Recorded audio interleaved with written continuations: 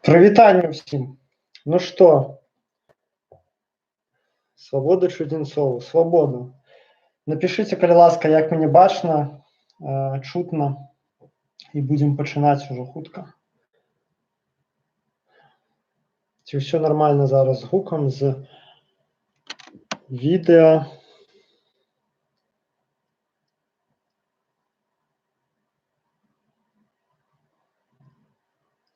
Чацік, ау, адзавіцеся, калі ласка.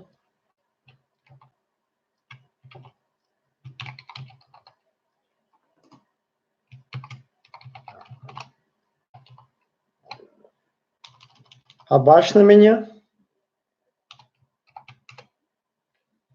Гук лепш, гэта добра.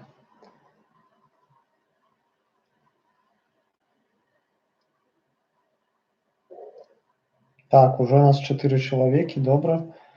Практыка паказвае, што прыкладна к 4-5 хвіліне падцягваецца дастатковая колькасць народу. Бачна, ўсё добра. Дзякуй, што адазваліся.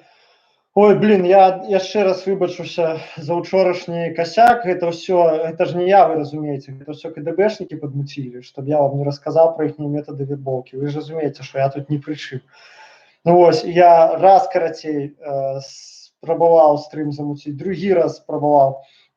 І на трэці раз я ўжо зразумеў прыкладна, ў чым справа, але прайшла ўжо прыкладна гадзіна, я ўжо быў на такім кані, калі шчыра, што ўсё, што вы ад мяне пачулі, бо гэты момант, гэта мацюкі.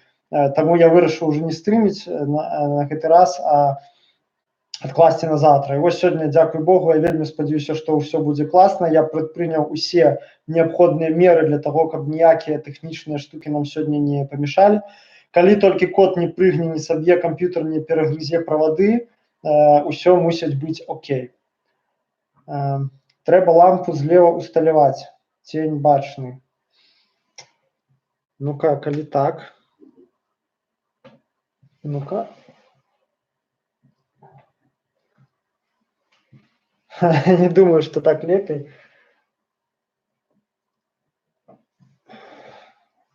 Ну і так, і другі цень тады будзе бачны, яшчэ мне ў вочы будзе свяціць. Ну што, так прыгажэй?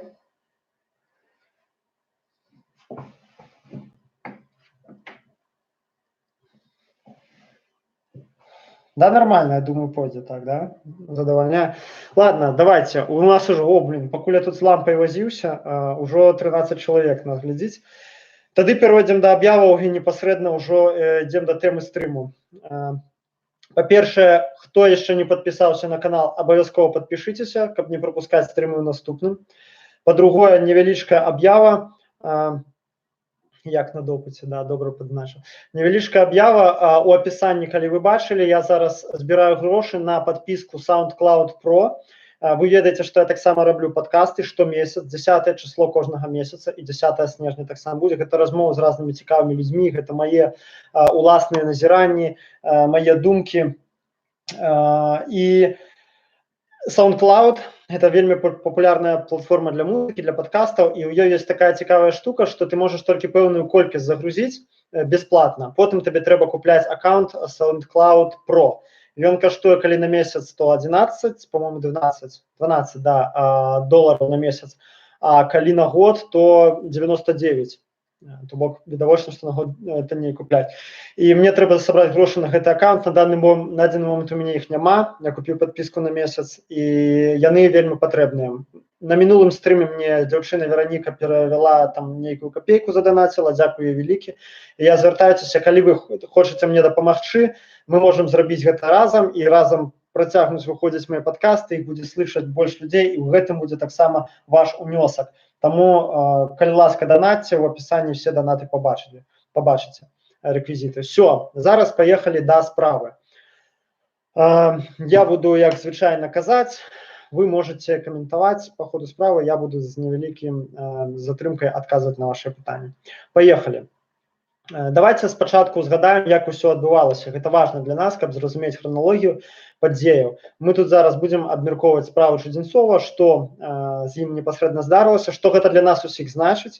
І ад гэтага адштурхнуўшыся, подумаем аб тым, як увогуле рэпрэсіўныя органы могуць з намі працаваць, з намі, з іншымі людзьмі, і што мы можам гэтаму супрацьпаставіць. То бок, як і ўсе мае відосы і стрымы, стараюсь рабіць болей практыка арыентаваная. І так, 5 дзён таму, калі не памыляюся, 5 дзён таму прайшло паведамленне аб тым, што журналіст Чудзінцоў быў затрыманы на беларуска-польскай мяжы, у яго знайшлі наркотыкі.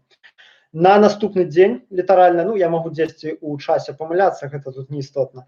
На наступны дзень літаральна нехта выдае кароткую аб'яву, нехта это Сцепан Светлоў, ён же Сцепан Пуціла, у сваім блогу выдае кароткую аб'яву аб тым, што Чудзінцова затрымалі за тое, што ён дапамагаў рабіць фільм пра Лукашэнку.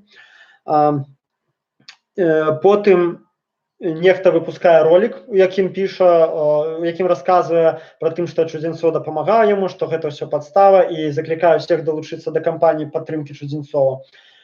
Пасля гэтага происходзіць самае цікавае, што мы сёння будзем найбольш абмяркоўваць, ну не найбольш, но даволі доўга. Наша Ніва выпускае артыкул аб тым, хто такі Чудзінцоў. З яго мы дазнаемся, што ён раней быў лукашыстам, што ён вельмі кепскі чалавек, з усімі сраўся, лаяўся, што у яго ўвесь час былі канфлікты з калегамі па цэху, па журналісцкаму, што яго там была нейкая вельмі мутная гісторыя з забойствам жонкі, што яго нібыта педафільскія схільнасці і гэтак далей. То бок, груба кажучы, вываліваюць цэлы ушат бруднай бялізны. Адзіная мэта гэтага артыкулу даказаць, што ну гэты чалавек не варты падтрымкі. Можа быць, да, яму і падкінулі наркоту, мы не будзем сцвярджаць, мы не ведаем, але гэты чалавек не варты падтрымкі. Ну, наша Ніва даволі вялікая СМІ, чытае шмат людзей, то бок тут відавочна імкненне сфарміраваць грамадзянскую думку. А потым на наступны дзень, гэта было пазаўчора, калі не памыляюсь, адбываецца самае цікавае, апошняя на дадзены момент такая істотная рысачка на таймлайне гэтай справы. Тэлеграм-канал адзін ананімны публікуе зліў міліцэйскі, з якога следуе, што нібыта Чудзінцоў, па-першае, ён гей, ён меў сексуальныя стасункі з хлопцамі 16-гадовымі, але, магчыма, і меншымі, але гэтую справу закрылі. Все это ідзе з намёкамі аб тым, што ў гэтым там у ягоным лёсе замешаныя КДБшнікі і гэтак далей. І ў давесак да гэтага выкідвае матэрыялы са справы, старонкі і такія вось фатаграфіі з ягонага кампутара, дзе бачныя там мужчынскія там всякие геніталіі і прочее. Вось, і яны, дарэчы, гэтыя фатаграфіі рассылалі па многім СМІ і буйным блогам. З паметкай аб тым, што нам іх выслалі супрацоўнікі міліцыі. Ну, вядома, хто яшчэ мог выслаць. Аднак, падкрэслю яшчэ раз, гэта справа 16-го года, яна была зачынена, і зараз яго ўжо Чудзінцова круцяць за нібыта кантрабанду наркотыкаў, гэта 328, трэцяя частка. Это вельмі вялікі тэрмін. І так, я не хочу быць вялікім там аракулам, да, там не люблю там казаць, а вось я казаў. Не, я люблю насамрэч так казаць, да. Але яшчэ калі толькі яго затрымалі Чудзінцова, і как толькі палезлі першыя брудныя злівы на яго, пайшоў артыкул на нашай Ніве, пачаліся нейкія незразумелыя скріншоты, мне адразу стала зразумела, што гэта падкоп пад нехту. Пад Сцепана Светлова для таго, каб сапсаваць ягоную рэпутацыю. Растлумачу чаму. Па-першае, ну хто такі Чудзінцоў? Вот я вам шчыра скажу, я ягонае прозвішча да гэтага выпадку не ведаў. Вось гэты скандал 13-м годзе, калі ён абгаўняў палітвязняў, я на той момент сядзеў, і я нават калі ў газетах чытаў, што это было, я гэта не памятаў. Гэты чалавек не бачны, ён не круты блогер, ён не нейкі там афігенны грамадскі дзеяч. Потым адкажу на пытанне. Ён не нейкі грамадскі дзеяч. Тым не менш, яго затрымалі і проста з такой яўнай інтэнцыяй пасадзіць. Пытанне, навошта? Версія, ну, ёсць насамрэч у краіне людзі у нашай, якія нашмат больш шкодзяць рэжыму, іх чамусьці не садзяць. Яго вырашылі прыкрыць. Да таго ж, такая ударусь трошку ў канспіралогію, калі сапраўды, як кажуць зараз многія каментатары, ён быў на кружке КДБ, калі ён быў там на іх працаваў, калі ён быў лукашыст, бла-бла-бла, я не кажу зараз так, это ці не, я не магу гэта ведаць. Не хачу зараз ганяць чалавека, не маючы істотных на гэта істотных довадаў. Калі гэта насамрэч было так, то так, одну секунду. Згубіў троху думку, выбачаюсь. Карацей кажучы, не было ментам ніякай патрэбы яго сажаць. Ён не прадстаўляў такой уяўнай небяспекі.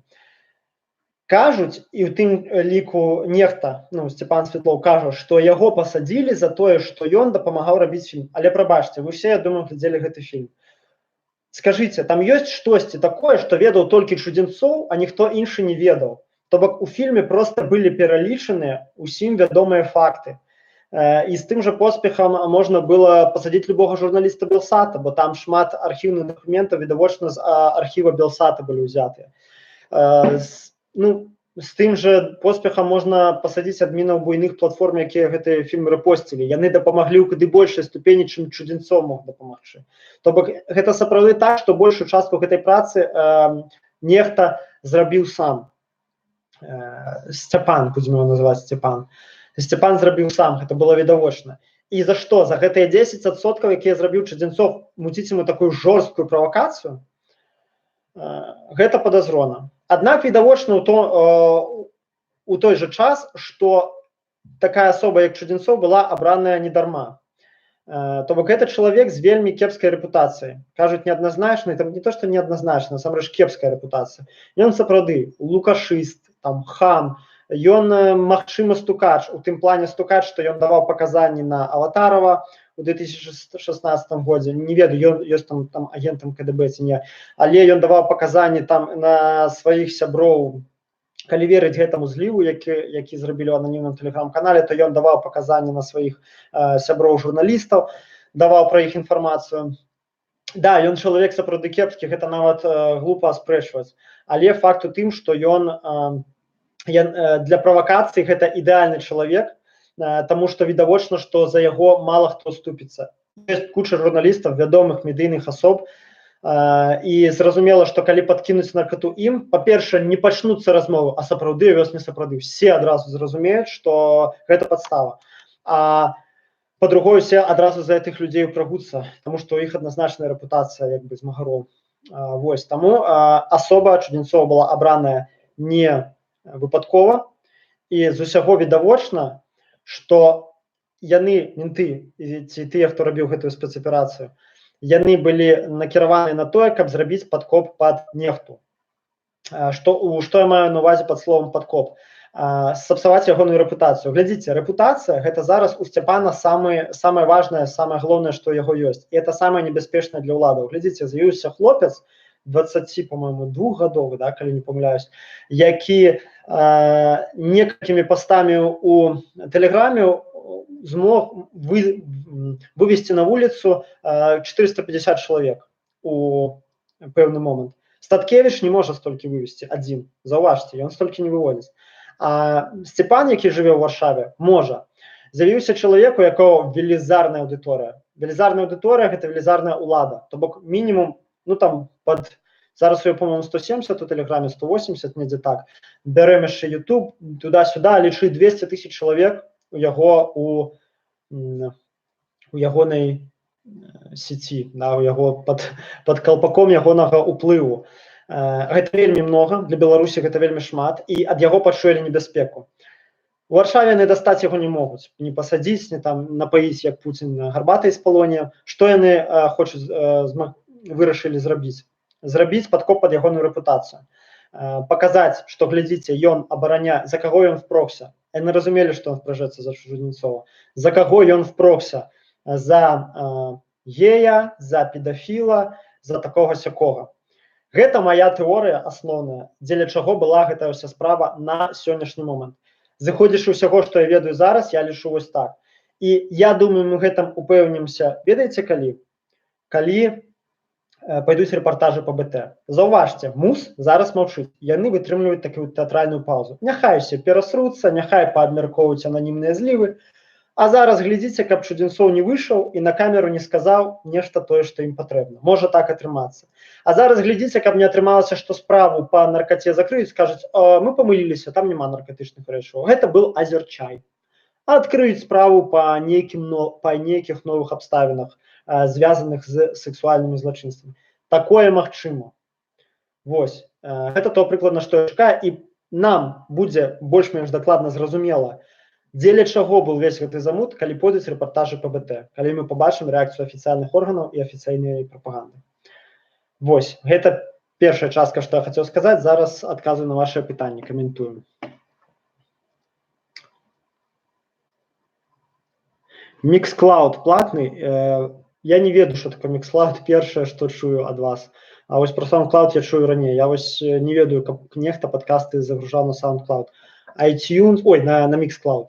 iTunes, SoundCloud і яшчэ адна-две платформы. ВКонтакте яшчэ есть падкасты, Mixcloud я не ведаю, што. Пагроза наркотыкі падкінуць гэта зараз норма ад ментоў да актывістаў. Трэба абмеркаваць, як паводзіць себя в такім выпадку. Так, мы это абмяркуем сёння, аднак тут ёсць ключавы момант. Пагроза то пагроза. А рэалізацыя той пагрозы гэта розныя рэчы. І для нас вельмі небяспечна насамрэч, што мусара пераступілі гэтую чырвоную мяжу і пачалі ўжо рэальна гэта рабіць. Гэта вельмі кепска для нас. Калі мы дазволім гэта, это адна з прычын, чаму я лічу, што ўсё ж такі пры ўсіх неадназначнасцях, пры ўсіх складанасцях, якім бы негоднікам не быў Чудзінцоў, трэба выказаць салідарнасць. Іншая справа, у якой ступені гэтую салідарнасць выказваць. І тут я не магу нікому камандаваць, казаць, што вось трэба ісці за яго там на плошчу вінціцца. Бо для мяне, напрыклад, ёсць людзі, з-за которых рэальна варта ісці на плошчу з плакатам і сидзець суткі, як мінімум. А ёсць людзі, за якіх я максимум гатовы хэштег паставіць. Пакуль у мяне Чудзінцоў у другой катэгорыі, таму што, па-першае, ёсць недавер да ўсяго таго, што ён робіў раней, і ўсяго ягонага бэкграунду, як ён паліваў лайном палітычных зняволеных сам і ўсё астатняе, і сексуальныя злачынствы нельга выключаць. Па-другое, ёсць інтуітыўнае адчуванне, што хутка всплыве нешта такое, магчыма, пасля чаго ніхто з нас не захоча яго падтрымаць увогуле. Гэта так верагодна. Але на сённяшні дзень, пакуль гэта не всплыла, я выбіраю пазіцыю асцярожнай падтрымкі. Сцяпан сам яго не вельмі абараняе. Да не сказаў бы, нармальна Сцяпан за яго ўпрыгаецца. Тутэйшы шляхціч. Вітаю, дзякуй, што падключыўся, вітаю.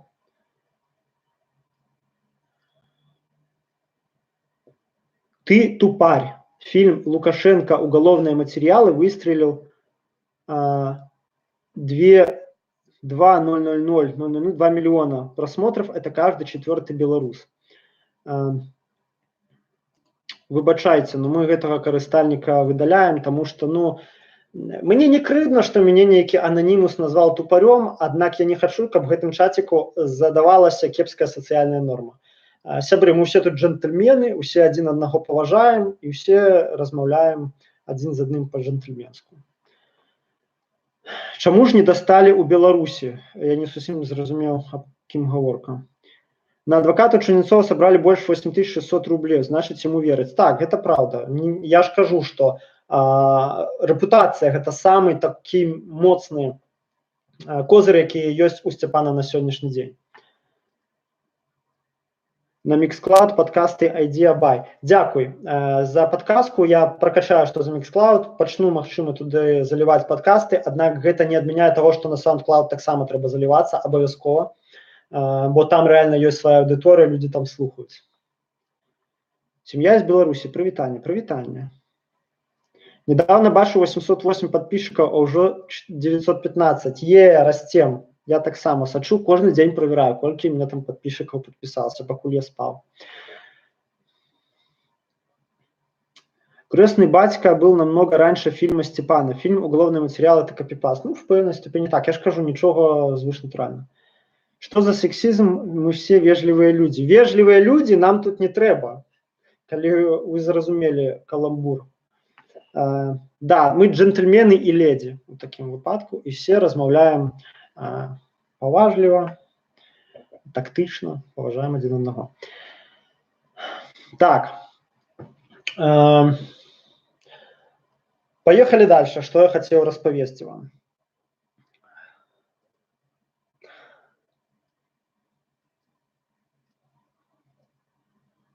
Ну, я, в прынцыпе, ўжо сказаў галоўнае, што хацеў. Я хацеў паразмаўляць, паразважаць аб тым, што будзе далей. Асобна перад тым, як мы перайдзем да другой частцы, да, менавіта што такое вербоўка КДБ, як яны вербуюць, хачу яшчэ сказаць асобна о пазіцыі некаторых СМІ у прыватных, не некаторых СМІ, будзем называць рэчы сваімі імёнамі, нашай Нівы, якую яна пазіцыю заняла. Я хачу, каб усе вы, хто вось меня зараз слухае, звярнулі увагу на цягам кароткага адрэзку часу. Мы бачым, што наша Ніва гэта выданне, якое альбо адпраўляе людзей у турму уласнымі высілкамі, уласнымі рэпартажамі, альбо выданне, якое мочыць людзей, стварае негатыўную рэпутацыйную афарбоўку, калі яны ўжо знаходзяцца ў турме. Хто памятае справу Кондруся, калі чалавек, які біў вокны ў доме ўрада, застаўся за гэта непакараны, бо менты яго не знайшлі, і дзякуй Богу, што не знайшлі. Пасля 3 ці 4 гадоў пасля гэтага наша Ніва бачыць гэтага чалавека на адным з мітынгаў, фатаграфуе яго і дае пасюль матэрыял, што гэта чалавек, якога бачылі ў доме рады. Ну, вы разумееце, што гэта тое ж самае, што пайсці у міліцыю з заявай, тое ж самае.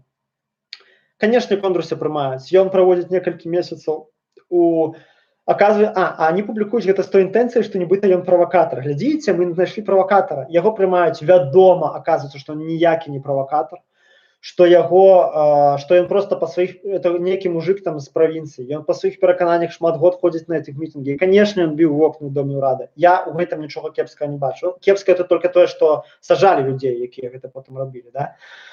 Вось. І чалавека сажаць, некалькі месяцаў праводзіць на ўладаркі, там галадоўка, рэзанне венаў, по-моему, было, калі не памыляюся. Карацей, адабралі ў чалавека некалькі год жыцця канкрэтна і шмат нерваў. І яму там потым далі, дзякуй Богу, нейкую хімію. Вось, гэта адно. Потым бярэм людзей, якіх пасадзілі. Зміцер Галко, цалкам негатыўную афарбоўку яму стварылі. Там і верціхвост, там і жонак сваіх кіда. Ну, карацей, вось як яны любяць варушыцца ў гэтым бруднай белізне, цалкам яго абгаўнялі на старонках. Калі ён сядзеў, наколькі памятаю, і дакладна, калі ён выйшаў. Паліенка.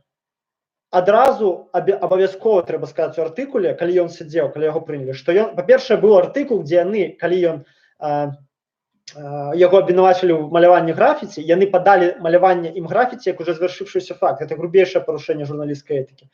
Сказалі, ну вось яго затрымалі за то, што ён маляваў графіці, хаця яшчэ нават суда не было.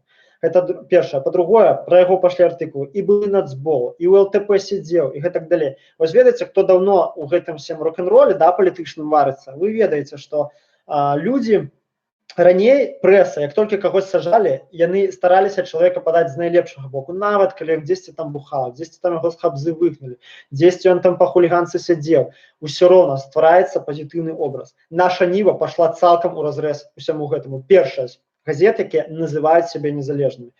І паліла проста таго ж Паліенку лайном. І зараз тое ж самае з Чудзінцовым. Разумееце? Вы бачыце лагічны шэраг? Адних сажаюць, а потым людзей, якіх зараз хочуць утопіць мус, гэтых жа людзей пачынае тапіць наша Ніва. Дадам да таго тое, што яны увесь час атрымліваюць нейкія незразумелыя інсайды з крыніц сваіх у сіловых структурах. Ну вось глядзіце, калі вы мент, вот представьте сёння там, вы будете нейкаму журналісту просто штосьці па добрай волі расказваць. Ці вы ўсё ж такі раскажаце толькі ў выпадку, калі у вас з ім супраца, і вы адзін аднаму нешта дапамагаеце. Гэта. І заўважце, што яны практычна заўсёды займаюць бок міліцыі ў грамадскіх размутых канфліктах. Міліцыі ну, як бы з грамадствам. Напрыклад, калі быў выпадак, калі хлопца ў гародні на нейкім фесце збілі менты, ампутавалі частку нагі, Сцепан нехта пачаў лямантавацца з гэтай нагоды, збіраць яму грошы і гэтак далей. Спачатку тэлеграм-канал ананімны, які многія звязвалі і правільна звязвалі з нашай Нівай, выдаў інсайд аб тым, што ён алкаш, ён сам вінаваты, ніхто яго там не біў, насамрэч гэта у наркаманаў такія гематомы. Ну, карацей, вы разумееце, да? І потым наша Ніва была адзіным СМІ і першым, якая гэта падхапіла. То бок, А зараз возьмите и все, что я зараз рассказал, складите разом. И подумайте троху, чому адбыўся зліў на нашай ніве супраць Чудзінцова, каму гэта карысна і што гэта кажа аб Чудзінцове. Вось. Я не буду ў гэты бок зараз углубляцца, бо тут можна спекуляваць кіламетр часу. Да? Факт у тым, што, по-моему, адным незалежным СМІ менш, і менты без будь-якіх вкладанняў, відавочна, атрымалі свой медыйны ресурс. Таму што БТ ўжо ніхто не верыць, а ў нашай нівы першай беларускай газеты крэдыт даверу нашмат большы. Тое, што маем мы на сённяшні момант. Бачыце, яны вельмі добра вучацца на сваіх памылках. Калі раней у іх не было сваіх СМІ, якім бы верылі нармальна, тому што БТ я не беру, там не ахопне, аўдыторыя не можа параўноўвацца. Зараз они ёсць. Робім выснову. Зараз яшчэ прачытаю пытанні вашы і пераходзім да наступнага блоку. Віншую з добрым ростам. Дзякуй. Жадаю табе такога ж росту. Подписывайтеся на канал Тутэйшы Шляхціч. Так. Это я уже читал.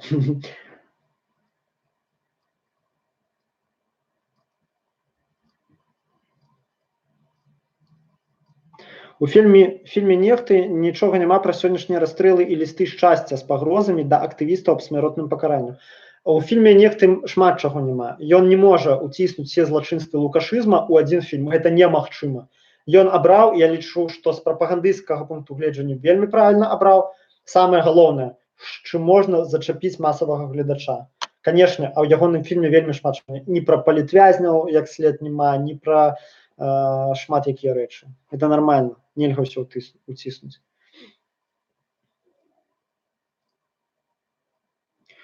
Усе Мікола ведалі, і менты, і журналісты. Прабач, я ўжо упусціў думку, я троху не зразумею, да чаго гэта. Да якой з моих рэплік гэта. Добра, значит, мы абмеркавалі збольшага справу Чудзінцова. Калі будуць яшчэ пытанні, мы аб гэтым паразважаем. Такім чынам падсумую гэту першую частку. Значит, справа Чудзінцова гэта адназначна КДБшная гульня, і мэтай ейнай не з'яўляецца Чудзінцоў ці асабістая помста яму, мне так падаецца. Злівы з мэтай КДБшная гульня, мэтай е была ушатаць нехту, ягоную рэпутацыю, знізіць давер да яго як да медыйнай крыніцы. І тую ж самую мэту ушатаць самога Чудзінцова і праз яго нехту маюць на ўвазе шматлікія злівы ў ананімных тэлеграм-каналах і у незалежных у двукосе СМІ, дзе расказваецца аб тым, які Чудзінцоў кепскі са спасылкамі на ананімныя крыніцы. З усяго гэтага мы робім выснову якую, што які б не быў кепскі Чудзінцоў, які б не быў лукашыст, магчыма, ён сотруднічаў з КДБ раней, магчыма, я не магу гэта сцвярджаць, гэта нельга выключаць. Аднак для нас, для актывістаў, крытычна важна тое, што гэта падкіданне наркотыкаў, гэта пераход чырвонай мяжы мусарамі, і яго трэба спыніць, інакш усе мы поедзем по 328-3, раней ці пазней, усе мы самыя актыўныя поедзем і будзем, і ўсіх нас гэтаксама будуць гаўняць, згадваць, кім мы там былі ў мінулым, алкашамі, ці там з кім мы там у сексуальныя адносіны вступалі і гэтак далей. Вось, таму трэба выказаць салідарнасць Чудзінцовым на сённяшні момант. Гэта такая моя пазіцыя, такі мой заклік. Аднак гэтая салідарнасць, мяжу няхай кожны вырашае сам, бо для мяне гэта не той чалавек, дзеля которого я гатовы прама ахвяраваць шмат чым і заклікаць прама шмат да нейкай там супердвижухі, суперахвяравання. Все, зараз, чаму я хацеў таксама пагаварыць аб вербоўцы КДБ, потому што, як я ўжо сказаў, след КДБ ў ўсей гэтай справе ён відавочны. Акрамя таго, хутка прэзідэнцкія выбары. Пад прэзідэнцкія выбары абвастраецца ва ўсіх у мусароў, КДБшнікаў неабходнасць вербоўкі кагось. Бо ім трэба, па-першае, справаздачнасць, па-другое, ім трэба інфармацыя аб планах апазіцыі, і не толькі апазіцыі, але і нефармальных моладзевых груп. Я лічу, нефармальныя моладзевыя групы якраз зараз большым ворагам для дзяржавы, чым сістэмная апазіцыя. Пад нефармальнай групай я маю на ўвазе і анархістаў, і раней гэта былі футбольныя фанаты, зараз уже не варта так сказаць пра іх, бо там нічога ўжо ад іх не засталося. Гэта блогеры і тыя каманды, якія вакол блогераў, бо мы бачым, што зараз блогеры мабілізуюць нашмат больш народу, чым сістэмная апазіцыя. І вось з імі я буду, думаю, будзе КДБ ў першую чаргу змагацца. Што рабіць? Увогуле, што трэба сказаць пра вербоўку? Ёсць такая ў апазіцыйным асяроддзі дурацкая думка аб тым, што ўсе на свеце завербаваны. Вось гэта такая рэальна гульня у беларускай апазіцыі, у незалежніцкай дэмакратычнай супольнасці грамадзянскай абвінавачваць адзін аднаго ў вербоўцы на КДБ. Прыкладна пад кожным другім маім відосам ёсць абвінавачанне ў тым, што я КДБшнік. Вось я вам отвечаю. Мне пишут увесь час, ты завербован КДБшник, ты мент, ты там, у тебя там погоны торчат и так далее. И я не ведаю ни одного больш-менш заўважнага грамадскага палітычнага дзеяча ў Беларусі, пра якога б не пісалі ў каментах, дзе хаця б раз, што ён КДБшнік. І пра нехту сколько пісалі, што ён КДБшнік. Ну, зараз у апошнія гады пашла яшчэ мода расійскі агент, вот агент Кремля. Да, это таксама модна казаць, што все альбо КДБшнікі, ну, не бывае проста актывіст, то есть КДБшнікі альбо агенты Кремля. І вось яны раздуваюць, падсцёгваюць гэтую параною, насамрэч яна абсалютна не абгрунтавана. Гэта, конечно, не так. Варта прызнаць, што людзей завербаваных КДБ у грамадзянскім асяроддзі даволі шмат. Даволі шмат, я не ведаю сколькі, ці то один чалавек не вельмі разумна паступіў, ляпнуў аднойчы, што 80%. Я не буду казаць, хто, асабіста ведаю, не хачу абражаць, але гэта быў не вельмі разумны ўчынак. Вось, конечно, это не 80% і не 50%, я думаю, што нават не 10%, але пэўны адсотак ёсць. І гэта, конечно, для мусароў, для КДБшнікаў крытычна важна мець сваю агентуру. Як адбываецца вербоўка? Вы, перш за ўсё, мусіце разумець, што не вербуюць усіх, каго попала. Вось вы глядзіце, ну, глядзіце мой стрым, я ўпэўнены, што з 24 чалавек, якія зараз глядзяць, няма ні аднаго завербаванага КДБшнікамі, агента. Калі я памыляюсь, напишите у чаце, хто завербаваны. Да? Я ўпэўнены ніводнага. Чаму? Вы пра сябе ведаеце, што да вас, падкаціўшы КДБшнікі, вас не змогуць завербаваць. Да, почему? Да тому, што вы сумленны чалавек. Ім няма чаго вам такога прапанаваць з аднаго боку, чтобы вы спакусіліся, да, там $1 мільярд, напрыклад. А з іншага боку вам перакананні не дазваляюць. Вы такі чалавек, што ну вось не пойдзеце, вось для вас это так прынцыпова важна. То ж самае разумееце КДБшнікі. Ва ўсіх аператыўных метадычках, якія я чытаў, дарэчы, яны ёсць у адкрытым доступе, і я вам пакінуў спасылкі важныя ў апісанні да гэтага стрыма, якія датычныя вербоўкі і дзейнасці спецслужб. У всіх аператыўных метадычках людзі весь сусвет дзеліцца на две катэгорыі людзей вялікія. Гэта перспектыўныя для вербоўкі і неперспектыўныя для вербоўкі. Чалавека неперспектыўнага для вербоўкі альбо завербаваць немагчыма па ягонай волі, альбо завербаваўшы яго супраць ягонай волі, ты яшчэ горш сабе зробіш, альбо для вербоўкі яго патрэбны такі ресурс, што гэта робіцца немэтазгодна. Прасцей яго не вербаваць, завербаваць кагосьці іншага для дасягнення сваіх мэтаў. Вось. Таму я вам скажу шчыра, мяне не спрабавалі вербаваць ніколі ў жыцці, ніводнага разу КДБшнікі, ні КДБшнікі, ні менты, ніхто. Таму што я, відавочна, у іх у галаве трапляю ў катэгорыю людзей неперспектыўных для вербоўкі. А зараз мы паглядзім, хто для іх перспектыўны для вербоўкі і якімі інструментамі кіруюцца яны пры абранні такіх людзей і што можа стаць рычагом ці кручком для вербоўкі. І адштурхнуўшыся ад гэтага, мы зразумеем, якія людзі знаходзяцца ў зоне рызыкі, а потым ужо перайдзем да таго, як гэтаму супрацьстаяць. Зараз перайдзем, але перш я прачытаю яшчэ, што там у чаціку напісана.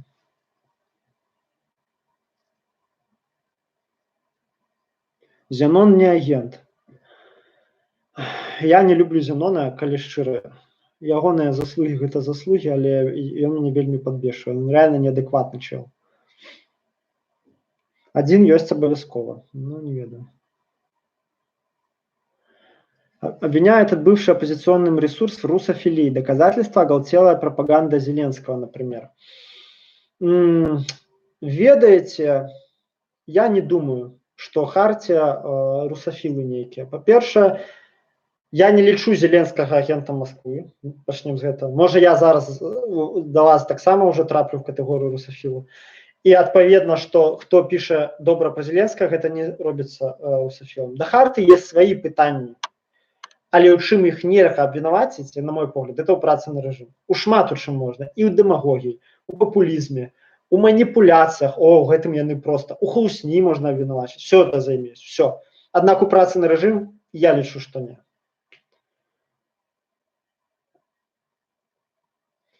Вось. Як КДБшнікі вербуюць людзей? Што можа стацца крючком? Матывацыя, зноў жа, адкуль я гэта ўзяў, эту інфармацыю, зараз яшчэ паўтаруся, з двух крыніц. Чаму я лічу сябе праве вам об этом казаць? Двух крыніц. Першая, гэта размовы з людзьмі, якія былі калісьці завербаваныя. І потым у гэтым сазналіся. І яны расказалі ўсю сістэму. Другое, гэта крыніц, адкрытыя крыніцы, дзе людзі самі об этом альбо пісалі, альбо метадычкі працы спецслужб, якія таксама зараз ёсць часткова ў адкрытым доступе. Вось, першы матыў, па якому можна завербаваць чалавека, гэта ідэйны. Вы здзівіцеся, аднак многія людзі паддаюцца вербоўке па этому матыву. Канешне, перш за ўсё, яно было эфектыўна ў савецкія часы. За савецкім часам, калі ў дзяржавы была нейкая ідэалогія. У нашай дзяржавы ідэалогіі няма. Таму будь-якую вербоўку па гэтым матыве ажыццяўляць нашмат складаней. Аднак усё ж такі застаюцца людзі, якія вераць, што супрацоўнічаючы са спецслужбамі, яны робяць нешта добрае грамадству. Яны дапамагаюць захаваць правапарадак. Ватнікі таксама падходзяць пад гэтую катэгорыю. То бок гэта выглядае як афіцер падкатвае камусьці, будь то бізнесмен, будь то чыноўнік, і кажа, ну мы ж все в одной лодке, мы же все, наша краіна, вось Беларусь в опасности, Запад там с той стороны, Россия с той стороны націскае. І нам трэба абараніцца разам. Калі вы думаеце, што так можна толькі ватнікаў вербаваць, гэта таксама не так. Я вас не здзіўлюся, калі зараз нейкага беларускага нацыяналіста так можна будзе завербаваць, асабліва не вельмі далёкага, асабліва не вельмі прынцыповага. Просто афіцер КДБшны да яго падойдзе і скажа, што яны там у КДБ таксама залежнасць Беларусі, што яны супрацьстаяць расійскай агрэсіі, што ў іх у КДБ кожны другі, калі не кожны другі, там, кожны першы, калі прыедуць расійскія танкі, яны там сядуць у акоп, што мы ўсе будзем у адных акопах, што да, Лукашенко не ідэальны, мы таксама яго не любім, там многія, але ўсё ж такі Расія это горш, мы ж з тобой беларускія патрыоты. То бок, як бачыце, грамотна падабраўшы рыторыку, можна нават завербаваць чалавека супрацьлеглых поглядаў. Вось. Аб чым казаць, калі мне, на допыце мусара казалі, што яны таксама шмат у чым з анархизмом согласны, ну знаешь, я вот читал немного по анархизму, это было в 2010 году, когда меня допытывали перед отсидкой. Я читал много что по анархизму, ну, конечно, вот эти вот кидания коктейлев, это уже лишнее, вот это не пойдет, но в основном, знаешь, я тебе хочу сказать, я разделяю анархистские идеи, мне вот очень нравится, что вы говорите. Ну, яны это казали не з мэтай меня завербовать, в той момент, а просто наладить мосты, як бы добре, каб я дал потребные им показания. Аднак это прыклад того, што яны готовы сазнацца вам у любых сваіх ідэйных поглядах, каб атрымаць ад вас супрацу. Вось. Далей. Гэта што датычна ідэйнай вербоўкі, то бок можна на гэтым згуляць. Матэрыяльны матыў. Вось, я думаю, матэрыяльная матывацыя – гэта адна з асноўных сёння, якія выкарыстоўваюцца ментамі для вербоўкі. Асабліва яна працуе з людзьмі, у якіх матэрыяльныя цяжкасці. Гэта вельмі проста. Каб вы разумелі, кожны агент заключае дамову з КДБшнікам. Ён распісваецца ў ёй, атрымоўвае згодна з дамовай аператыўную мянушку, аператыўны псеўданім. Ён атрымоўвае заробак штомесяц. Я не памятаю памер этого заробку. Ён не тое, што надта вялікі. Я думаю, там ранжируецца ад важнасці агента, да? Бо відавочна там нейкаму супрацоўніку адміністрацыі прэзідэнта яны не будуць плаціць столькі ж, колькі студэнту, які сочыць за сваімі аднагрупнікамі. Аднак ён атрымоўвае рэгулярны заробак. І вы мусіце разумець, што калі для вас, хто мяне глядзіць, гэта кажется там прадаць сваё сумленне там за нейкія, не ведаю, там 150 рублёў на месяц, напрыклад, гэта брыдота, то для чалавека, які ў матэрыяльных складанасцях вялікіх, да, і якому яшчэ преподнесли, да ці ж не надо нічого такого страшного делать, просто будешь рассказывать там то-сё. Для яго будзе гэта зусім па-іншаму ўспрымацца. То бок, рэальна, запомніце, агентам плацяць грошы, ментам адмыслова, ну не ментам, КДБшнікам выдзяляюцца грошы на гэта з бюджэта, разумееце, гэта з нашых, блін, з кішэняў, это просто трэш. Ім выдзяляюцца грошы, яны атрымоўваюць рэгулярны заробак за сваю дзейнасць. Вось. Далей гэта такая рэч, як пыха і жаданне сацыяльнага статусу. То бок, па-руску кажучы, тщеславие. У апісанні да гэтага стрыма там ёсць такая спасылка, называецца «Дневник істочніка». Гэта гісторыя хлопца з Гомеля, якога завербавалі. На чым завербавалі яго? Яму паабяцалі, што ён стане кіраўніком экалагічнай арганізацыі. То бок, чалавеку можуць, разумееце, КДБшнік практычна заўсёды гэта грамотны псіхолог. Цягам, па-першае, любы аб'ект вербоўкі перад тым, як завербаваць, яго вывучаюць. Заўсёды. Нікога просто так, сустрэўшы на вуліцы, першы раз не вербуюць. Заўсёды чалавека вывучаюць, каб ужо мець пэўнае ўяўленне аб тым, хто ён такі.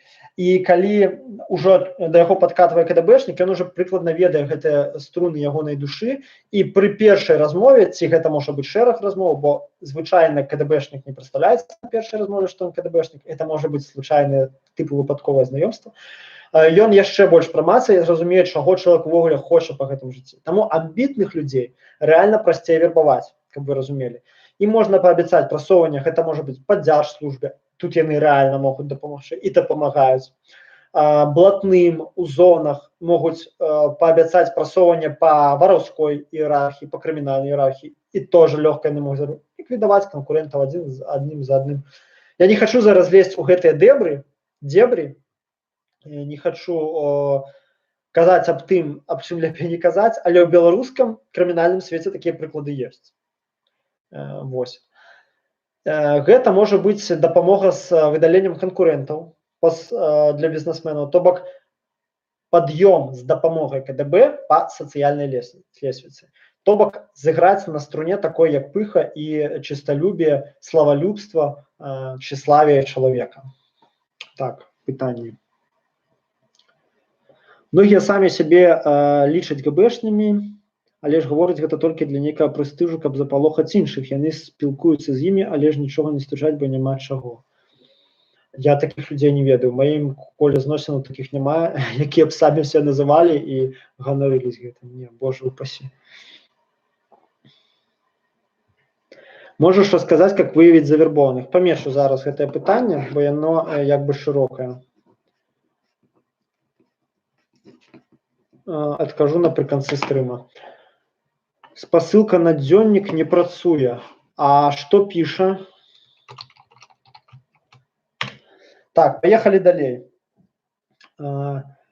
Далей вельмі проста мусарам, ГБшнікам вербаваць чалавека, калі ён знаходзіцца ў безвыхадным становішчы.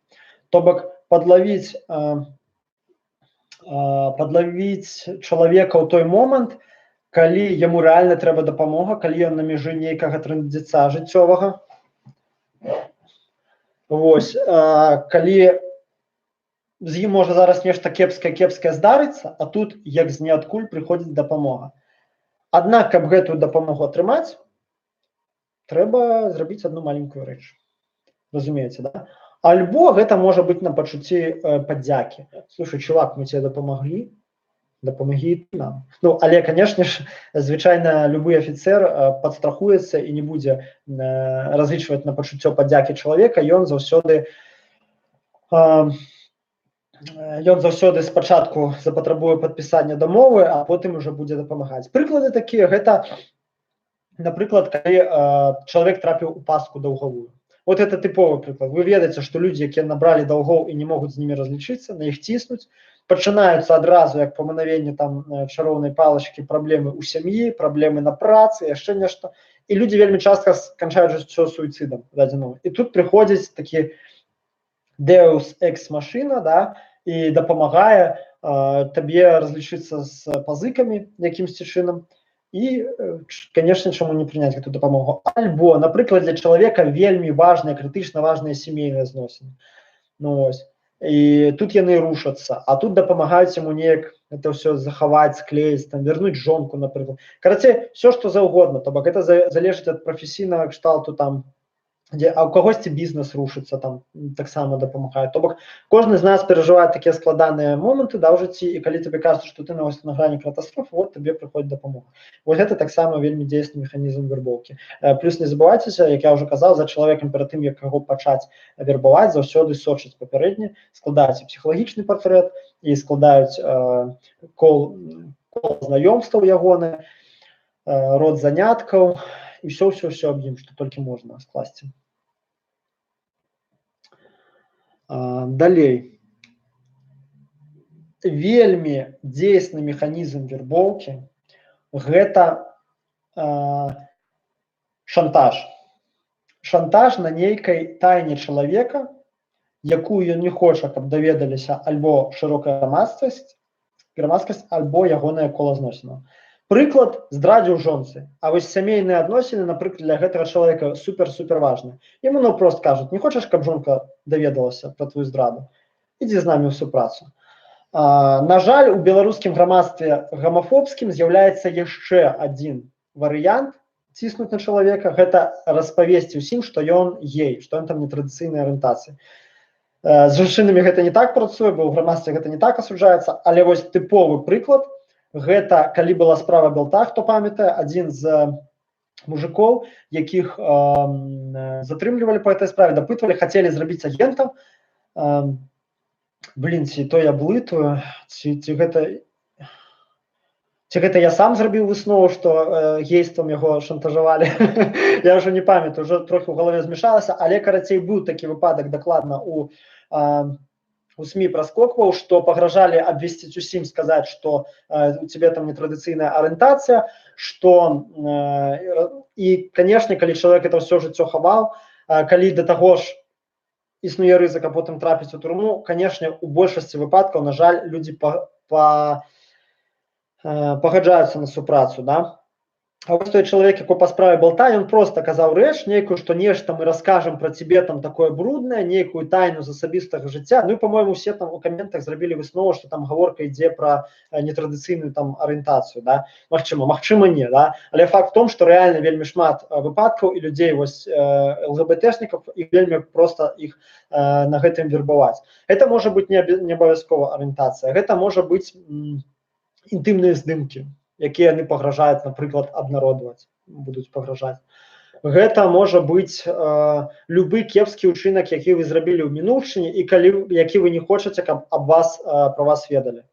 Вось, таму з гэтага як бы простая выснова, захоўвайце все свае інтымныя здымкі на зашыфраваных кантэйнерах на сваіх камп'ютарах. Да? Вы зразумелі.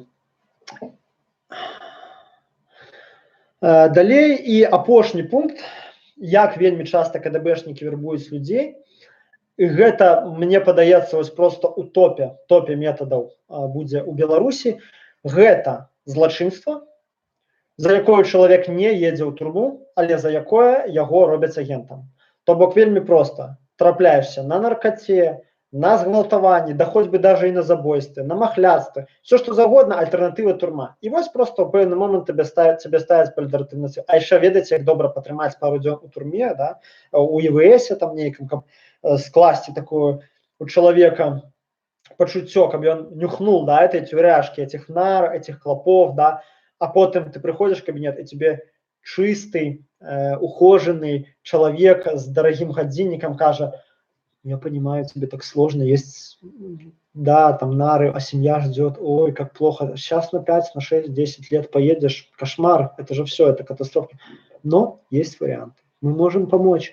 И, конечно же, звычайно, люди, калі яны асабліва не ідэйна матываваны, не некія барацьбы, у іх нават не будзе ваганняў моральных. Конечно, яны на все ў жыцці згадзяцца, на все яны згодныя, каб толькі выратавацца. Ось. І вельмі гэта шырока выкарыстоўваецца. Вельмі часто выкарыстоўваецца такое з уголовниками, з крымінальнікамі. То бок правильно сказаў Степан у сваім фільме, што бяроце чалавека на крючок, напрыклад, за забойства нейкае. Вось гэта, просто уявіце, у цябе маячыць 25 год ці пажыццёва, ці ўвогуле расстрэл. Ну, конечно, все эти, криминальники, яны будут робить все, что им скажут, любую гадость, любую пакость, любую провокацию. Это не то, что Чудзінцову подкинуть наркотики, яны родной маме подкинуть гранатомет, коли им скажут, разумеете? То бок, это вельмі дзейсны способ. Тому асабліва улічваецца, што большасць людзей яны не рыхтуюць сябе да трумы, яны не разлічваюць там аказацца, яны не чытаюць кнігу «Фарбы паралельнага свету», якую я выдаў у 2016 годзе, якую вы, дарэчы, можете спампаваць у інтэрнэце за бясплатна і прачытаць, вельмі цікавая кніга. Яны не думаюць, што ім калісьці прыйдзецца туды патрапіць. І, канешне ж, не читают артыкулу о том, не глядят стримы бяспека для активистов. И, конечно, для них это робится таким шоком, что яны большасць людей готовы для того, каб не трапіць у турму, завербавацца хоть чорту лысым. А ўжо спрыгнуць з гэтай вербоўкі, конечно ж, вельмі складана. Гэта асноўнае, што я хацеў сказаць наконт метода вербоўкі. І зараз трэцяе, мы пройдземся па тым, што рабіць, калі вас спрабуюць завербаваць, а таксама я адкажу на пытанні, якія я адклаў на пасля. Зараз зноў у чаце глядзім. Почему ты Радикс называешься? Потому что одним со столпов моего канала является радикализм. Радикализм у думках, радикализм у дзеяннях, радикализм у разуменні навакольнага света. Радикализм не ў тым плане, што я заклікаю да гвалту ці да нейкіх здзекаў з кагосьці, да? Не ў тым плане, што я заклікаю да максімальна жорсткага парушэння закону, а ў тым плане, што я імкнуся дакапацца да корня рэчаў. Радыкальны – гэта ад лацінскага слова радикс, што значыць корень. То бок радыкал – гэта той, хто глядзіць у корань, а не давольствуецца павярхоўнымі зменамі. Таму слова радикс – гэта лацінскае слова корань, гэта корань слова радыкал. Такім чынам я ось назваў канал такім. І проста мне падабаюцца лацінскія фразы, гэта, мне падаецца, не вельмі круто гучаць. У правінцыі ГБшнікі самі шукаюць знаёмства за пазіцыяй, бо ўжо разумеюць, што хутка прыйдзе іх час, каб спасціся. Ну, дай Бог, калі так. Твой стрим Стоп Лука репостнул. Дзякуй, Стоп Лука, подписывайтесь на Стоп Луку. Так, яшчэ, вось, добра, што юзер Вадим Мативадов сказаў пра самі шукаюць. Мне згадалася яшчэ адна вельмі важная рэч. Не думайте ни в якім разе, что калі вы не ў апозіцыі, калі вы не палітычны актывіст, то вам не пагражае вербоўка, то вас не захочуць завербаваць, што вы ніколі не будзеце цікавыя КДБшнікам. Гэта не так. Тлумачу. Чаму? Таму што, па-перша, у КДБшнікаў ёсць план, як і любой дзяржаўнай істоты у нашым хрустальным сасудзе. У КДБшнікаў ёсць план па колькасці агентаў, якія мусяць у них быць.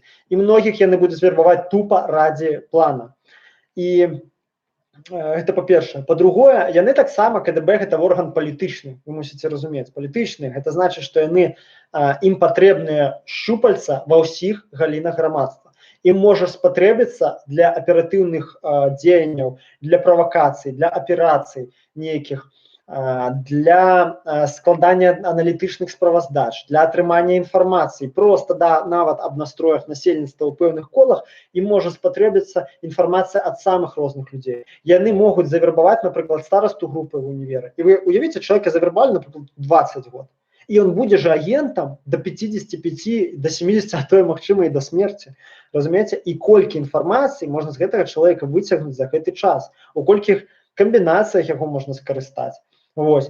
Ім патрэбна інфармацыя з розных колаў насельніцтва, і таму, канешне ж, яны будуць вербаваць. І не толькі футбольных фанатаў, анархістаў, нацыстаў, апозіцыю, готаў, язычнікаў, эмо, панкаў.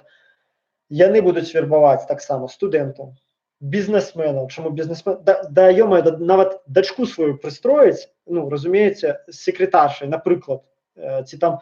Нет, пачакайце, што я несу, блин, дачка КДБшніка секретаршай будзе працаваць, ага, зараз. Прыстроіць племянніцу былога аднагрупніка брата кудысьці на працу. Вось тебе і згадзілася твоя сувязь з бізнесменам, той, што ён у цябе агент, разумееш? Той же студэнт, кім ён будзе? Праз 15-20 год гэта будзе спецыяліст, магчыма, з пасадай, магчыма, з нейкімі здольнасцямі, магчымасцямі, са службовымі, фінансавымі, разумееце? То бок яны себе выбудоўваюць кожную сацыяльную сетку, якую можна скарыстаць у палітычных мэтах. Той же студэнт-журналіст, ну праз 10 год ён будзе на тэлебачанні работаць, разумееце? Яго можна будзе таксама скарыстаць так, як зараз ты нават не ведаеш, якім чынам. І будзе вербаваць не толькі там, як я назваў студэнта-бізнесмена, кіроўца таксі. Нельга скарыстаць? Да, конечно, можна. Прадавачка ў краме? Нельга скарыстаць? Можна, конечно. Да практычна чалавека з любое сацыяльнага асяроддзя можна знайсці, якім чынам скарыстаць. Але, конечно ж, памятаем, што існуюць перспектыўныя і неперспектыўныя для вербоўкі. І так, што рабіць, калі спрабуюць завербаваць?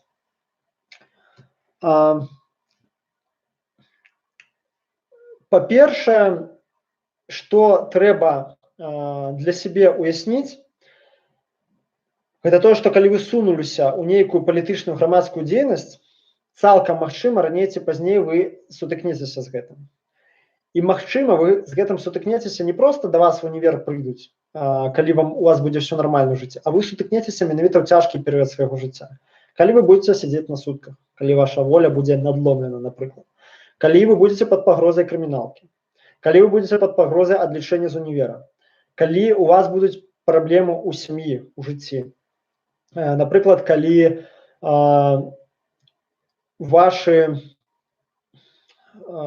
хтосьці з бацькоў захварэў, да? Калі вам рэальна могуць прапанаваць тое, што вам больш за ўсё трэба дадзены момант. І таму першае, што трэба зрабіць яшчэ до таго, як вы, не дай Бог, сутыкнецеся з дадзенай сітуацыі, гэта зразумець, што вы можаце з ёй сутыкнуцца і падрыхтаваць сябе маральна. Падумаць, на якія ахвяры вы гатовы ісці для таго, каб захаваць сваё сумленне. І тады вам будзе гораздо прасцей. Для вас гэта не будзе ударам па галаве нечаканым молатам, да? Гэтая спроба вербоўкі. Тут галоўная парада толькі адна. Не пагаджайцеся ні на што. Ні на што. Чаму? І нават калі адкінуць гэтае ўсё высокамаральнае разважанне, адкінуць тое, што вы прадаеце сваё сумленне. Хто вернік, то гэта для верніка мусіць быць вельмі важным аспектам. То, што не паддавайцеся на все рытарычныя улоўкі, што вам будзе казаць, вам прыйдзецца, хутчэй за ўсё, хлусіць, вам прыйдзецца рабіць агідныя ўчынкі, вам прыйдзецца рабіць гадасці. Калі б на службе ў КДБ давалі грошы такія вялікія, і там не трэба было б рабіць гадасці, да, там брыдкія рэчы, ламаць людскія лёсы, ну, там бы былі зусім іншыя людзі. І служыла б КДБ нашмат больш народу, разумееце? А там служаць зараз адборныя негоднікі. Ось. Зразумееце, што вам прыйдзецца ў любым выпадку прадаваць сваё сумленне. І таму проста не пагаджайцеся. Проста зрабіце сабе зарубкі ў галаве любым чынам. Есть людзі занадта хітражопыя, якія думаюць, зараз падпішу, і я потым нічога не буду ім казаць. Пагаджуся, а потым спрыгну. Гэта не працуе. Я зараз не буду пералічаць, як нічого, просто запомніце, это не працуе. Альбо ты адмаўляешся, альбо ты прадаешся. Ёсць выпадкі людзей, якія потым спрыгиваюць з гэтай супрацы, але ты можаш і не спрыгнуць. Не лезьце ў гэта пекла, не спрабуйце з імі гуляцца. Яны вас перайграюць. Запомніце, гэта вельмі важна. Многія людзі зашмат о сабе думаюць, што яны гэтых прафесіяналаў могуць перайграць. Вы не можаце іх перайграць. Адзінае, як вы можаце іх перайграць, это адмовіцца ад супрацы. І другое, што вам трэба зрабіць, каб пасля таго, як вы адмовіцеся, это адразу апублічыць спробу вербоўкі. Якімі б вам не гразіла гэта санкцыямі, як бы вас не пагражалі, звычайна нікому, не звычайна, а практычна нікому не робіцца горш ад агалошвання. А вось калі не агалошваеш, вельмі часта сітуацыю чалавека пагаршаецца. Таму заўсёды агалошванне. Калі вы пагадзіліся, зламаліся, абавязкова таксама агалошвайце адразу гэта. Вось, як бы чым вам не пагражалі. Галоўнае, што тут трэба запомніць. Тое кепскае, што яны могуць вам зрабіць, напрыклад, адправіць у турму, пасадзіць на суткі, зделаць нейкую пакасць па жыцці, выгнаць з універа, гэта часова. Запомніце, гэта часова. Турэмны срок сканчаецца. Універ як адлічылі, так і возьмуць у іншым універы. Грошы сёння няма, завтра заработалі ёсць. Жыццё доўга наперадзе. А подпіс под гэтым дакументам ён назаўжды. Ён застанецца праз 10, 20, 30 год. Гэта ўсё, гэта ярмо на вашым сумленні назаўжды. Гэта хвост, які будзе валакчыцца заўсёды. Вось, таму трымайце гэта ў галаве. І апошні пункт, што рабіць наконт вербоўкі. Бачыце, у меня толькі 2 пункта, што рабіць, калі вербуюць.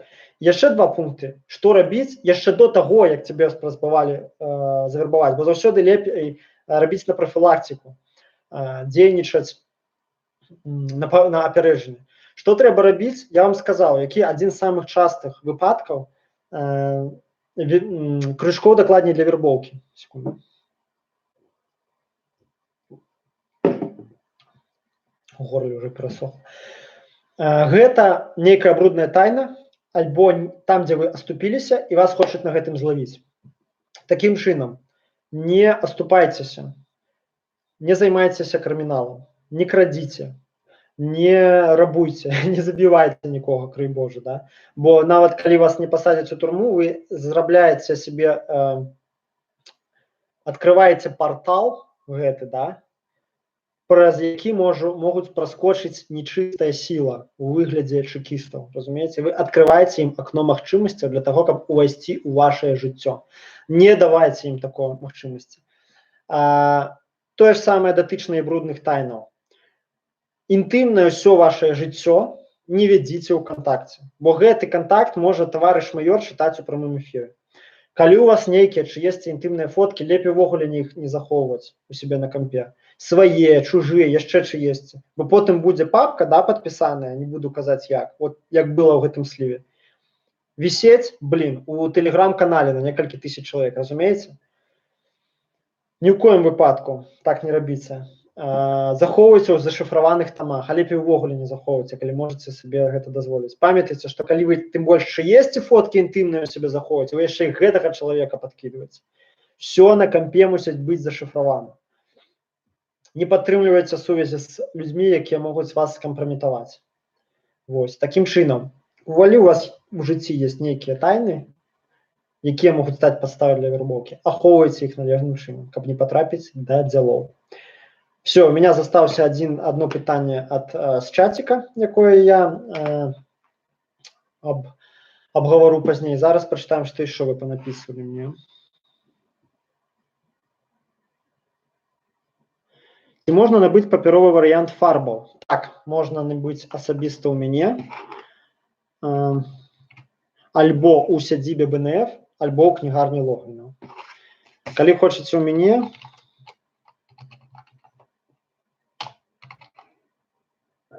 вось мой e-mail у чатику, пишите, сустренемся, подгоним книжку. Привет, я админ тунеядцев. Меня в 2018 году прессовали конкретно через налоговую, через СК, Ментов и ОМОН, но не вербовали ни разу. Вось, калі ласка, типовый приклад. То бок дзесьці чекісты склали ягоны психалагічны портрет и зразумелі, что гэтага бесперспектыўна. Але яго можна не нагнуць, а можна зламаць. І таким чынам яны так вырашылі. І такім чынам ОМОН, СК, каб чалавек увогуле адмовіўся, адышоў ад усяго, але не пачаў працаваць на іх, разумееце? Вось вам прыклад. Договорил я с человеком, рецидивист, которого завербовали, когда он шел на 15 лет. Просто как спящего. Он пытался в Россию с концами уехать, вернули ребята, на работу устроили, вот сколько лет ждет.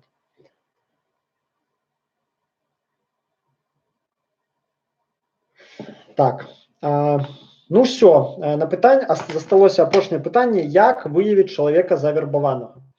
Я вам скажу так, калі і гэта чалавек не ў палітычным асяроддзі, калі вы з ім не вядзеце нейкай супольнай дзейнасці пастаяннай, вы яго ніяк не выявіце. Вось практычна 100%. Гэта будзе латентны спящий стукач, ён будзе просто моўчкі зліваць тое, што ад яго патрабуецца. І вы можете, есть выпадкі, людзі сябруюць дзесяцігоддзямі. Сябруюць, не тое, што выпіваюць па выходных альбо перасякаюцца в одной групе. Сябруюць дзесяцігоддзямі і не ведаюць, што той і другі агент. Вы ніяк гэта не даведзеце, каб вы не вядзеце з ім шчыльнай супольнай дзейнасці, асабліва супольнай дзейнасці ў нейкіх рызыкоўных сферах. Вось. Это будзе просто такая бомба замедленого дзеяння у вас вашым асяроддзі. Калі ж вы вядзеце з ім нейкую дзейнасць, асабліва палітычную, то даведацца ў прынцыпе можна. Як? Па-першае, чалавек паўсюль суе свой нос, задае вельмі шмат пытанняў, спрабуе нешта даведацца тое, што яму ведаць не трэба. Вось у закрытых арганізацыях, якія займаюцца незаконнай дзейнасцю, вось, напрыклад, у анархісцкіх групах, гэта відно адразу. Вось чалавека, які задае больш пытанняў, бачна адразу. Чалавека інфільтраванага таксама вельмі хутка бачна, таму што анархістам робяцца людзі звычайна праз доўгую некалькі год сацыялізацыю ў гэтыя спецыфічныя каштоўнасці, да, там, часткова, можна сказаць, адарваныя, да, ад навакольнага свету, у гэты сленг, у гэты вобраз мыслення. І калі ты бачыш, што чалавек недзе збочвае з гэтага, да, ну вось штосьці не то, не патрапляе ён у гэты пазл, то гэта ўжо выклікае сумневы. Але, канешне, я думаю, што у большасці апазіцыйных груп такога няма, бо там куды больш шырокія колы людзей, менш спецыфічная ідэалогія, меншы парог уваходу ў гэтую групу, анархісцкія групы яшчэ трэба пастарацца патрапіць. Ось. То бок, першы, задае зашмат пытанняў, спрабуем паўсюль все высветліць. Па-другое, вас мусіць насцярожыць шлейф чалавека, калі ён да вас быў у розных арганізацыях. Бок ён пабываў там, пабываў сям, нідзе яму не спадабалася, паўсюль нейкія канфлікты. Гэта таксама сведчанне таго, што нешта штосьці не так. Па-трэцяе, калі чалавек сее ўвесь час канфлікты, правакатарствуе і спрабуе унесці раскол на асабістай глебе між людзьмі. То бок, карацей кажучы, правакуе канфлікты. Гэта таксама мусіць вас насцярожыць. Вось, гэта такія самыя агульныя правілы, і, канешне, па кожным чалавека трэба сачыць вельмі уважліва. Але вось тры агульных рэчы, гэта зашмат пытаецца, пабываў ужо да вас у розных арганізацыях, шмат дзе саваў свой нос. І трэцяе, гэта сее канфлікты, спрабуе унесці варажнечу між людзьмі рознымі у адной арганізацыі. Вось такі вось расклад. Ну, будем тады заканчваць, калі няма больш пытанняў, калі я задаволіў вашу цікаўнасць на сёння. Дзякую ўсім, хто падышоў.